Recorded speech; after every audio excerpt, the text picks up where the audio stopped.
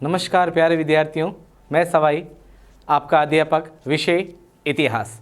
साथियों, हम 11th कला वर्ग के विषय 2 के बारे में हम बात कर रहे थे और इसके अंतर्गत पार्ट फर्स्ट के अंदर हमने मेसोपोटामिया की ऐतिहासिक जानकारी पढ़ी, उसकी खोजबीन के बारे में हमने बात की थी। और आज हम पार्ट 2 के अंदर मेसोपोटामिया जो से संबंधित जो पार्ट है आपका लेखन कला और शहरी जीवन, जो आपके मेसोपोटामिया के ऊपर डिपेंड है। आज हम बात कर लेते हैं मेसोपोटामिया के बारे में। जो मेसोपोटामिया सभ्यता है, जो प्राचीन सभ्यताओं में से एक, जो अपने शहरीकरण के लिए जानी जाती थी, उसके भूगोल के बारे में हम बात कर लेते हैं। तो भूगोल के तहत जो हमने 2 चित्र लिए हैं मैप के अकॉर्डिंग, इसमें एक में हम देखेंगे पश्चिम एशिया के बारे में और पश्चिम एशिया के देश, खाड़ी या फिर जो प्रमुख रूप से सागर या फिर रेगिस्तान जो देखने को मिलते हैं उनके बारे में हम बात करेंगे। और दूसरे मैप के अंदर हम मेसोपोटामिया स्थित प्रमुख पर्वत हैं, स्टेपी प्रदेश हैं, रेगिस्तान और दक्षिणी सिंचित इलाकों के बारे में हम प्रमुख रूप से बात करने वाले हैं। तो शुरू करने जा रहे हैं आज हम लेखन कला और शहरी जीवन पार्ट 2, जो आपके मेसोपोटामिया की सभ्यता के ऊपर डिपेंड है। इस चैप्टर के उद्देश्य से हम ये जान सकते हैं कि आधुनिक अपने वर्ल्ड मैप में मेसोपोटामिया कहाँ पर पड़ता है, कौन सी नदियाँ पड़ती, नदियों के क्या नाम बताए जाते हैं और इस संपूर्ण क्षेत्र को किस नाम से जाना जाता है, आजू बाजू में कौन सी नदियाँ बताई जाती, कौन से पर्वत बताए जाते हैं, कौन सी खाड़ी बताई जाती है, इसके बारे में हम बात कर लेते हैं। तो सुनिए, हम सबसे पहले पश्चिमी एशिया से संबंधित इस मानचित्र के बारे में हम सविस्तार विश्लेषण करने वाले हैं। तो सुनिए आप, मैंने जो यहाँ पर आपके पाठ्य पुस्तक के अंदर उत्कीर्ण जो पश्चिमी एशिया का जो मैप दिया गया है, इसके आधार पर आपको समझाने का थोड़ा बहुत मैं कोशिश कर रहा हूँ कि इसमें जो दजला और फरात नदियों के साथ ही मेसोपोटामिया की जो सभ्यता है ये कहाँ पर पनपी थी, इसके बारे में हम बात कर लेते हैं। तो सुनिए आप, इस मैप के अकॉर्डिंग हम सर्वप्रथम शुरू से ऊपर से बात कर लेते हैं। यहाँ पर ऊपर में जो आपको दर्शाया जा रहा है पश्चिमी एशिया के इस मैप के अंदर, यह जो सागर बताया जाता है इसे काला सागर के नाम से जाना जाता है। जरूर याद रखना साथियों, इसे काला सागर के नाम से जाना जाता है। काला सागर और इसके दक्षिण के अंदर और एक जगह हमें देखने को मिलती है और इन दोनों के मध्य जो देश पाया जाता है इसे तुर्की के नाम से जाना जाता है, तुर्किस्तान के नाम से जाना जाता है। फिर बात करते हैं, इस तरफ चलते हैं हम। यहाँ जो स्थित एक सागर बताया गया है इसे कैस्पियन सागर के नाम से जाना जाता है। कैस्पियन सागर से जस्ट आगे छोटा सागर जिसे अरल सागर के नाम से जाना जाता है। तो कैस्पियन सागर हो गया, अरल सागर हो गया, काला सागर के बारे में हमने बात कर ली। और उसके बाद में हम आगे बढ़ते हैं और देख लेते इस मैप के अकॉर्डिंग ईरान कहाँ पर पड़ता है। तो यहाँ पर पहाड़ियों से सुसज्जित जो एरिया है इसे ईरान के नाम से जाना जाता है। और ईरान का प्राचीन नाम जो देखने को मिलता है साथियों, इसे फारस के नाम से जाना जाता है, फारस के नाम से जाना जाता है। अब ईरान जो देश है, देश के जस्ट नीचे की तरफ एक खाड़ी पड़ती है, खाड़ी होने के कारण इसे फारस की खाड़ी के नाम से जाना जाता है, जो ईरान के दक्षिणतम इलाकों में स्थित है। और यहाँ पर हम ये देखते हैं कि फारस की जो खाड़ी है, फारस की खाड़ी वाला जो एरिया बताया जाता है, इस एरिया के अंदर जो प्रमुख रूप से ये जो सागर पाया जाता है इसे अरब सागर के नाम से जाना जाता है। किसके अंदर? अरब सागर के नाम से जाना जाता है। अब अरब सागर के अंदर भारत की तरफ से सबसे प्रमुख जो नदी आकर अरब सागर में मिलती हैं उसे सिंधु नदी के नाम से जाना जाता है। सिंधु नदी जो है इसमें 4 से 5 नदियां मिलकर इसे सिंधु तंत्र के नाम से बना देती है। सिंधु तंत्र की जो प्रमुख नदियां जैसे रावी है, व्यास है, इसके अलावा सतलज है, इसके अलावा और एक नदी जो देखने को मिलती जैसे चिनाब है, सोहन नदी है, कुंभा नदी है, कुर्रम नदी है, ये सारी इसके साथ में कॉम्बिनेशन बनाकर इसे सिंधु नदी तंत्र के नाम से बताया जाता है। और सिंधु नदी जो है ये अपना संपूर्ण जो जल है ये लाकर अरब सागर के अंदर गिरा देती हैं। बात कर लेते हैं 2 प्रमुख नदियों के पश्चिमी एशिया की जो अपने पाठ से संबंधित बताई जाती है। इनमें पहली नदी का नाम बताया जाता है दजला। दजला जो नदी है इसे टिग्रिस के नाम से जाना जाता है। और दूसरी नदी बताई जाती है फरात नदी। और फरात जो नदी है प्यारे साथियों, इसे यूफ्रेट्स के नाम से जाना जाता है। दजला और फरात, इन दोनों नदियों के मध्य जो सभ्यता पनपी है इसे मेसोपोटामिया के नाम से जाना जाता है। मेसोपोटामिया का अर्थ, मेसोस का अर्थ होता है दो नदियों के मध्य, मेसोपोटामिया का अर्थ होता है दो नदियों के मध्य स्थित जो क्षेत्र है उसे मेसोपोटामिया के नाम से जाना जाता है। तो दोनों नदियों का जिक्र हमने पढ़ लिया है। चूंकि उत्तर से पहाड़ियों से निकलकर दजला नदी जो है ये दक्षिणतम अरबी रेगिस्तान जो है यहाँ तक सविस्तार धाराओं के साथ में बहती है, लेकिन जहाँ से अरबी रेगिस्तान शुरू हो जाता है यहाँ आकर नदी जो है आकर थक जाती है, नदी जो है अरबी रेगिस्तान के अंदर घुस जाती है। लेकिन जहाँ पर नदी थकती है यहाँ पर प्रवाह क्षेत्र जो प्रवाह है नदी का वो कम हो जाता है। इसी के कारण यहाँ जो जल है दजला और फरात नदियों का, इन दोनों नदियों के जल से इस दक्षिणतम इलाके की सिंचाई की जाती है। अब साथियों बात कर लेते हैं कि दजला नदी के दक्षिणतम इलाकों के अंदर कौन सा प्रमुख नगर हमें देखने को मिलता है मेसोपोटामिया का। तो प्रमुख जो नगर देखने को मिलते हैं जिनके सर्वप्रथम 1840 ईस्वी के अंदर खोज की गई थी, उत्खनन किया गया था, उसमें एक नगर का नाम मारी नगर और दूसरे का जो नाम हमें देखने को मिलता है वो उरुक बताया जाता है। तो दजला के समीप मारी नगर और फरात नदी के दक्षिण के अंदर उरुक नगर बताया जाता है, जिनकी 1840 के अंदर उत्खनन करवाया गया था। और फरात नदी के दक्षिणतम इलाकों के अंदर जो पाया जाने वाला नगर है इसे बेबीलोन के नाम से भी जाना जाता है। किसके नाम से जाना जाता है प्यारे साथियों?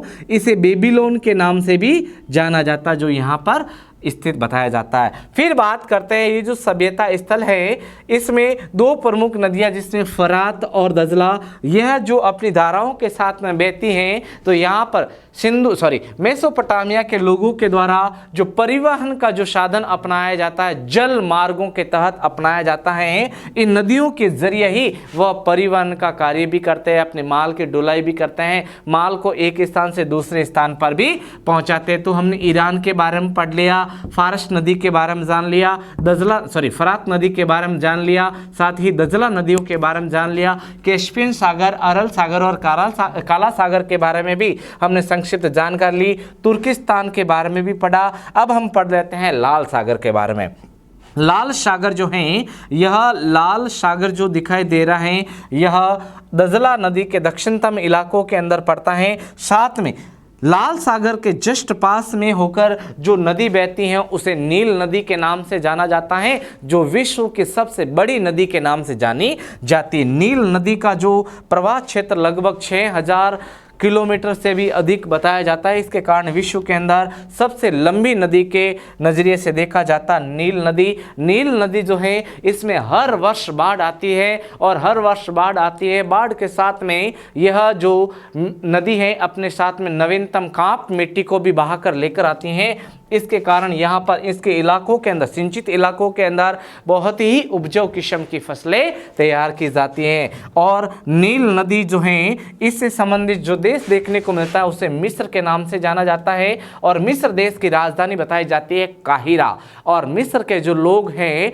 जब नील नदी के अंदर रात में बाढ़ आती है तो उस रात को the night with the tears, आंसुओं की रात के नाम से इसे बताया जाता है। तो साथियों हमने इस मैप के अकॉर्डिंग पश्चिम एशिया के अंदर जितनी भी जगह बताई जाती हैं, सागर बताए जाते हैं, नदियां बताई जाती हैं, मेसोपोटामिया सभ्यता का जो जिक्र हमने पढ़ा है इसके बारे में हमने बड़े पैमाने पर पढ़ लिया था। साथियों और बता देता हूं कि मेसोपोटामिया के दक्षिणतम इलाके को सुमेर कहा जाता है और उत्तरतम इलाके को अशीरिया के नाम से जाना जाता है। साथियों अगर पूछ ले आपसे मेसोपोटामिया के अंदर प्रथम ज्ञात भाषा कौन सी बताई जाती है तो ज्ञात भाषा बताई जाती है सुमेर। और सुमेर का 2400 ईसा पूर्व में अकदी भाषा जो है इसने इसकी जगह ले ली। तो इस मैप के अकॉर्डिंग हमने मेसोपोटामिया का भूगोल देख लिया, स्पेशली पश्चिमी एशिया से संबंधित। लेकिन सेकेंड जो मैप है आपका, दूसरा जो चित्र है, इसके तहत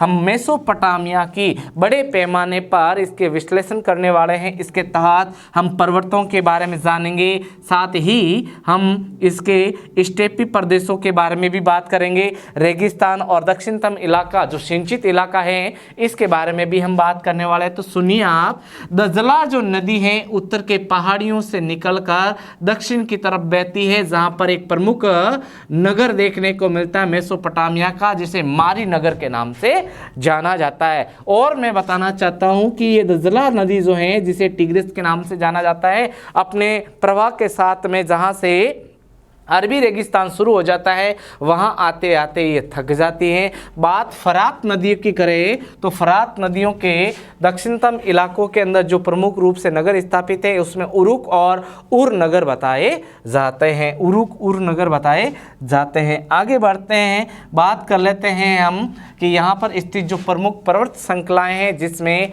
अशीरिया का जो इलाका बताया जाता है, मैंने पहले बताया जाता है उत्तरतम इलाके को अशीरियन कहा जाता है, दक्षिणतम इलाके को शुमेरियन के नाम से जाना जाता है। तो यहाँ पर जो पर्वत श्रृंखलाएं जैसे निन्वेह, निमरूद और अरसुर प्रमुख रूप से बताई जाती हैं। साथ ही मेसोपोटामिया के इस क्षेत्र के अंदर नदियाँ कौन कौन सी बताई जाती है, तो पहले हम बात कर लेते हैं स्टेपी प्रदेश। चूँकि मेसोपोटामिया के लोगों के द्वारा बहुत सारे पशुओं को पाला जाता था, पशु संपदा और खाद्य संसाधन जो हैं यहाँ इसमें ये मेसोपोटामिया के लोग आत्मनिर्भर बताए जाते हैं। तो बहुत सारे पशु या मवेशी होने के कारण उनके चारे पानी की व्यवस्था के लिए दजला नदी के पश्चिमी स्थान पर जो है, यहाँ पर बहुत ही बड़ा एक स्टेपी प्रदेश घास का मैदान पाया जाता है, जिसके कारण मवेशियों को लोग आराम से यहाँ पर चराने का कार्य या फिर चारा पानी का कार्य इनके लिए सुलभ था। बात करें अरबी रेगिस्तान की, तो अरबी जो रेगिस्तान अर्थात जो मेसोपोटामिया का संपूर्ण क्षेत्र हमें देखने को मिलता है साथियों, यहाँ पर बड़े पैमाने पर जो वनस्पति पेड़ पौधे पाए जाते हैं, इनमें पाए जाते हैं आपके खजूर। क्या पाए जाते हैं? खजूर पाए जाते हैं। अब खजूर जो हैं यहाँ पर फलों के तौर पर प्रमुख रूप से पाए जाने वाली वनस्पति बताई जाती हैं। खजूर जो हैं यहाँ से बहुत सारे देशों को एक्सपोर्ट किए जाते थे, इनको विदेशों के अंदर भी इनको निर्यात किया जाता था। और यहाँ पर स्थित बताया जाता है बगदाद, जो ईरान के जस्ट नीचे बताया जाता है, जो अपने तेल अबू सलातिब के लिए बहुत ही प्रसिद्ध बताया जाता है और पेट्रोलियम पदार्थों के लिए भी ईरान इराक को जाना जाता है। और दजला नदी जो है, इसके उत्तरतम इलाकों के अंदर जो प्रमुख रूप से नदियां जो देखने को मिलती हैं, इसमें एक बालिक नदी और एक हाबुर नदी। बालिक नदी और हाबुर नदी दोनों मिलकर, इसके साथ में पर्वतों से यह जो नदी है ये मिलकर संपूर्ण रूप से एक नदी का रूप लेती है, जिसे दजला नदी के नाम से जाना जाता है। किस नदी के नाम से? दजला नदी के नाम से जाना जाता है। इन दोनों नदियों के मध्य जो सभ्यता पनपी है, इसे मेसोपोटामिया के नाम से जाना जाता है। किसके नाम से? मेसोपोटामिया के नाम से जाना जाता है। अब मेसोपोटामिया के बारे में हमने पढ़ लिया है, मेसोपोटामिया के पर्वत अर्थात पर्वतों के बारे में जान लिया, स्टेपी प्रदेश के बारे में जान लिया। रेगिस्तान यहाँ पर जो पाया जाता है, इसे अरबी रेगिस्तान के नाम से जाना जाता है, जहाँ पर 2 थुई के ऊंट यहाँ पर बड़े पैमाने पर हमें देखने को मिलते हैं। 2 थुई के ऊंट कहाँ पर पाए जाते हैं? तो अरबी देश के अंदर 2 थुई के ऊंट पाए जाते हैं। और ऊंट पालक जो जाति बताई जाती है साथियों, उसे बद्दू के नाम से जाना जाता है। किसके नाम से? बद्दू के नाम से जाना जाता है। इन दोनों मानचित्रों को देखकर आप आराम से ये पता लगा सकते हैं कि पश्चिम एशिया के अंदर कौन कौन से सागर आते हैं। चूँकि मेसोपोटामिया का जो संपूर्ण क्षेत्र है, इसमें रेगिस्तान, स्टेपी प्रदेश है, पर्वतीय श्रृंखला या फिर सिंचित क्षेत्र कहाँ पर पाए जाते हैं, इनके बारे में भी हम जानकारी ले सकते हैं। आगे बढ़ते हैं हम और उसके बाद में मेसोपोटामिया के भौगोलिक क्षेत्रों के बारे में हम प्रमुख रूप से जानकारी ले लेते हैं। अब हम बात कर लेते हैं इराक के भौगोलिक स्थिति के बारे में, प्रमुख रूप से कौन कौन सी विशेषताएं देखने को मिलती है। चूँकि मैंने नाम लिया इराक, तो इराक का प्राचीन नाम ही हमें मेसोपोटामिया के नाम से जाना जाता है। इराक जो है, इसकी प्राचीन राजधानी बताई जाती है टेसिफोन के खंडर, और वर्तमान इसकी राजधानी बगदाद बताई जाती है। क्या बताई जाती है? बगदाद बताई जाती है, जो तेल आपके पेट्रोलियम पदार्थों के लिए भी बहुत ही ज़्यादा विख्यात है। सुनिए आप, भौगोलिक विशेषता की अगर बात करें इराक या मेसोपोटामिया की, तो इराक जो है यहाँ भौगोलिक विविधता वाला देश बताया जाता है। भौगोलिक विविधता यानी यहाँ पर उबड़ खाबड़ पर्वत भी हैं, यहाँ पर मरुस्थल प्रदेश भी पाए जाते हैं, यहाँ पर स्टेपी घास के मैदान भी पाए जाते हैं, यहाँ पर बारहमासी नदियाँ भी पाई जाती हैं और यहाँ पर आजू बाजू के अंदर सागर और महासागर भी पाए जाते हैं, अर्थात एक विविधता वाला देश बताया जाता है इराक। सुनिए आप, इराक जो है भौगोलिक विविधता वाला देश है, यहाँ स्टेपी प्रदेश भी पाए जाते हैं। चूंकि हमने पहले पढ़ा था कि यहाँ के लोगों के द्वारा रोगों का जो मुख्य पैसा बताया जाता है वो मवेशी पालन बताया जाता है। अब मवेशियों के लिए चारे पानी की जो व्यवस्था की जाती है तो वो होती है आपके स्टेपी प्रदेश, जो आपके दजला नदी के पश्चिम इलाकों के अंदर बड़े पैमाने पर पाई जाती है और अरबी जो रेगिस्तान है इसके उत्तर की ओर पाए जाते हैं। तो स्टेपी प्रदेश रेगिस्तान जो यहाँ पर पाया जाता है, रेगिस्तान में बड़े पैमाने पर जो वनस्पति हमें देखने को मिलती हैं वो हैं आपके खजूर के वृक्ष, और यहाँ से दूसरे देशों को जो तेल एक्सपोर्ट किया जाता है उसे जैतून का तेल भी कहा जाता है, जिसे डेजर्ट 20 यानी एम्पोरा में भरकर अन्य देशों को एक्सपोर्ट किए जाते थे, भेजे जाते थे। साथ ही यहाँ पर हरे भरे ऊंचे नीचे अनेकानेक रूपों में देखे जाने वाले मैदान भी यहाँ पर पाए जाते हैं। मैदानों के बारे में बात कर ली तो अब हम बात कर लेते हैं कि इराक जो मेसोपोटामिया हम पढ़ रहे हैं, यहाँ पर उत्कृष्ट खेती कौन कौन सी, फसलें कौन कौन सी पाई जाती हैं, बोई जाती हैं, इनके बारे में बात कर लेते हैं।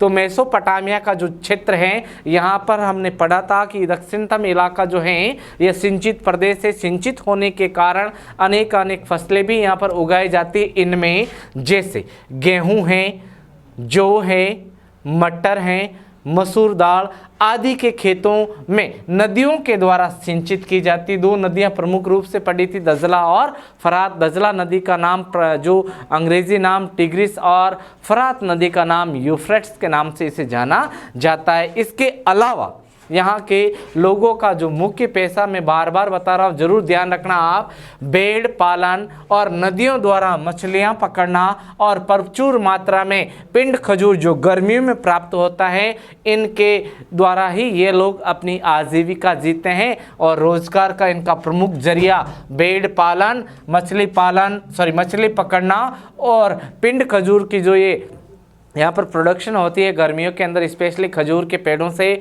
उसे दूसरे देशों को एक्सपोर्ट या फिर निर्यात किया जाता है। अब हम बात कर लेते हैं कि मेसोपोटामिया की जो सभ्यता हम पढ़ रहे हैं, इसका कालक्रम या कालखंड क्या हमें देखने को मिलता है, इस कालक्रम को किस नाम से जाना जाता है। चूँकि मेसोपोटामिया के जो लोग हैं ये धातु मिश्रण के प्रयोग से भी ये जानकार थे, इसके बारे में हम पढ़ लेते। सुनिए आप कि मेसोपोटामिया का जो काल बताया जाता है वह किस काल से शुरुआत माना जाता है। तो सुनिए आप, मेसोपोटामिया के प्राचीनतम नगरों का निर्माण कांस्य युग यानी लगभग 3000 ईसा पूर्व माना जाता है या शुरू हो गया था। कांस्य युग किसे कहा जाता है? लगभग आज से 3000 वर्ष उसका कार्यक्रम हमें देखने को मिलता है। और इस काल के अंदर मेसोपोटामिया सभ्यता के जो लोग हैं यह धातु मिश्रण के बारे में भी जानते थे, चूँकि बड़े पैमाने पर यहाँ के लोगों के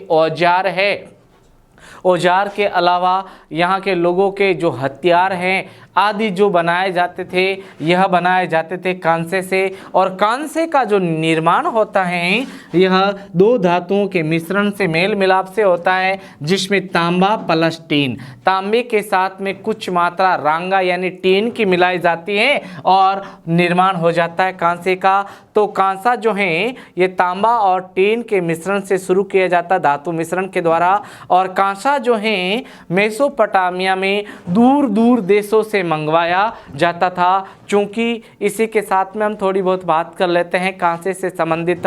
तो कांसा जो है ये स्पेशली इंडस वैली सिविलाइजेशन यानी सिंधु घाटी सभ्यता से एक्सपोर्ट किया जाता था आपके मेसोपोटामिया में। और इस बात का तथ्य हमें कैसे मिलता है? तो सुनिए आप, जब सिंधु घाटी सभ्यता की खुदाई होती है तो सिंधु घाटी सभ्यता के उत्खनन से मेसोपोटामिया की जो तत्कालीन मोहरें हैं वहाँ खुदाई में मिलती है, और मेसोपोटामिया की खुदाई में सिंधु घाटी सभ्यता की मोहरें मिलना, ये एक दूसरे के अंदर इंपॉर्टेंट एक्सपर्ट यानी व्यापार वाणिज्य के बारे में हमें जानकारी देते हैं। अब हम बात करते हैं कि ये जो कांसा है, कांसे का यूज मेसोपोटामिया के लोग किन किन उपयोगों में लेते थे। तो सुनिए आप, कांसे का प्रयोग मेसोपोटामिया के लोगों के द्वारा बढ़ई कार्य करने हेतु, बढ़ई के कार्य जितने भी होते थे इसमें कांसे के औजार काम में लेते थे। साथ ही मनकों में छेद करने का कार्य भी कांसे की छड़ी के द्वारा किया जाता था। साथ ही पत्थरों की मुद्राएं उकेरने में भी, पत्थरों के ऊपर जो मुद्राएं उकेरी जाती थी उसके ऊपर भी यह जो औजार काम लेते थे वो कांसे के बने होते थे। साथ ही फर्नीचर जितने भी बनाए जाते थे इनमें जड़ाई का कार्य जो होता था वो कांसे के औजारों के द्वारा होता था। साथ ही नदियों के पास में, तटवर्ती इलाकों के पास में जो सीपियाँ बड़े पैमाने पर पाई जाती थी तो सीपियों को विभिन्न आकार के माध्यम से ऑर्नामेंट यानी गहनों का रूप देने के लिए, उनकी कटाई छंटाई बंटाई के लिए भी यह कांसे के औजारों का यूज करते थे। अब हम बात करते हैं कि एग्जाम्पल के तौर पर अगर पूछा जाए कि मेसोपोटामिया के लोगों के द्वारा कांसे के कौन कौन सी चीज़ों के अंदर यूज लिया गया, तो मेसोपोटामिया सभ्यता के जो हथियार या औजार बताए जाते हैं वो कांसे के बने होते थे। एग्जाम्पल के तौर पर आपके पाठ्य पुस्तक के अनुसार मेसोपोटामिया सभ्यता के लोगों का एक प्रमुख रूप से हथियार बताया जाता है भाला। अब भाले की जो नोक बताई जाती है, भाले की जो नोक बताई जाती है, यह नोक बनाई जाती थी कांसे से। किससे बनाई जाती थी? कांसे से बनाई जाती थी। अब इसका हैंडल जो है वो लकड़ी का भी हो सकता है। तो सुनिए आगे बढ़ते हैं। अब मेसोपोटामिया जो है इसके अंदर प्रमुख रूप से हमें शहरी व्यवस्था, शहरीकरण की व्यवस्था का भी हमें जिक्र पढ़ने को मिलता है। जब गांव बने, छोटी मोटे जो लोग अपने जो लोग हैं, अपने जो कबीले के लोग हैं, कबीले के लोगों के ग्रुप का साथ में जब रहना शुरू हुए तो कस्बे बसे। कस्बे जो बसने लगे तो कस्बों के अंदर जब पॉपुलेशन यानी जनसंख्या बढ़ने लगी है तो बड़ा रूप ग्रहण करते हुए शहरीकरण का उदय हुआ। मेसोपोटामिया के अंदर प्रमुख रूप से शहर बताए जाते हैं उरुक और मारी, उरुक और मारी। और इसके अलावा प्रमुख रूप से शहर जो पढ़ने को मिलता है उसे बेबीलोनिया के नाम से जाना जाता है। अब बेबीलोनिया या फिर मेसोपोटामिया स्थित शहरों में जो शहरों की प्रमुख रूप से विशेषता बताई जाती है वो श्रम विभाजन यानी डिविजनल ऑफ द लेबर अर्थात श्रम विभाजन के आधार पर ही ये सारे गतिविधियां या फिर कार्य संचालित किए जाते थे। और शहरी जीवन की महत्वपूर्ण विशेषता मेसोपोटामिया के शहरी जीवन की महत्वपूर्ण जो विशेषताएं बताई जाती हैं वह श्रम विभाजन को लेकर बताई जाती है। साथियों, हमने मेसोपोटामिया के भूगोल के बारे में जानकारी ले ली, काल के बारे में हमने पढ़ लिया। साथ ही अब हम देख लेते हैं कि मेसोपोटामिया जो है यहाँ पर किन किन वस्तुओं की माल की आवाजाही की जाती थी, इसके बारे में हम बात कर लेते हैं। तो सुनिए आप कि मेसोपोटामिया वह क्षेत्र था जहाँ पर खाद्य संसाधन जो हैं ये आत्मनिर्भरता वाली स्थिति का बताया जाता है। खाद्य जो वस्तुएं हैं इनकी कोई कमी नहीं बताई जाती है, लेकिन स्पेशली यहाँ पर लकड़ी, इसके अलावा पत्थरों की बड़े पैमाने पर कमी देखने को मिलती है। विभिन्न प्रकार के जो महंगे पत्थर हैं यहाँ पर एक्सपर्ट यानी आयात किए जाते थे। तो सुनिए आप, मेसोपोटामिया खाद्य संसाधन में आत्मनिर्भर था, पर खनिजों की यहाँ पर प्रमुख रूप से कमी बताई जाती है, प्रमुख रूप से पत्थरों की। और इसके अलावा जो मेसोपोटामिया के अंदर कौन कौन सी वस्तुएं आयात की जाती हैं इनके बारे में भी हम बात कर लेते हैं। तो प्रमुख रूप से लकड़ी है, तांबा बताया जाता है, तांबे के अलावा रांगा, चांदी, सोना, इसके अलावा सीपियाँ और विभिन्न प्रकार के पत्थरों को जो तुर्की और ईरान देशों के साथ में अनेक देशों के साथ ही खाड़ी पार देशों से मंगवाई जाती थी, जिन्हें बदले में जो ये वस्तुएं आयात की जा रही हैं मेसोपोटामिया के, इन वस्तुओं के बदले में कपड़ा और साथ ही कृषिजन्य उत्पाद जिनमें खजूर है, जैतून का तेल है, बड़े पैमाने पर अन्य देशों को इन वस्तुओं के बदले भेजे जाते थे। इन आयातित वस्तुओं के बदले ये लोग निर्यात करते थे। और मेसोपोटामिया में परिवहन का प्रमुख जरिया बताया जाता है जल मार्ग। अब जल मार्ग जो है बड़े पैमाने पर यहाँ पर अपनाया गया था। उदाहरण के तौर पर फरात नदी जो है उन दिनों व्यापार के लिए विश्व मार्ग के रूप में भी विख्यात रही है, जो जल मार्ग के रूप में काम में ली जाती थी। तो साथियों, इस चैप्टर के माध्यम से जिसमें हमने लेखन कला और शहरी जीवन पार्ट 2 के अंदर मेसोपोटामिया के भूगोल, इसके अलावा मेसोपोटामिया की प्रमुख विशेषताएं, भौगोलिक विशेषताएं, मेसोपोटामिया का काल और आयातित वस्तुओं के बारे में हमने जानकारी ली। आगे हम मेसोपोटामिया के लेखन कला के बारे में पढ़ने वाले हैं। धन्यवाद।